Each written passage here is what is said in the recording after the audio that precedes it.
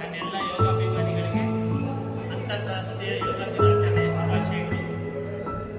ಹಾಗೂ ನನ್ನೆಲ್ಲ ಯೋಗಾಭಿಮಾನಿಗಳು ತುಂಬ ಚೆನ್ನಾಗಿ ನಮ್ಮ ಯೋಗ ಬಗ್ಗೆ ಮಾತಾಡ್ತಾರೆ.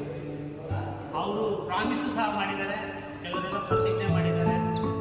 ಖಂಡಿತವಾಗ್ಲೂ ನಾವು ಯೋಗನ ಡೈಲಿ ಲೈಫಲ್ಲಿ ಪ್ರಾಕ್ಟೀಸ್ ಮಾಡ್ತೀವಿ ಅಂತ.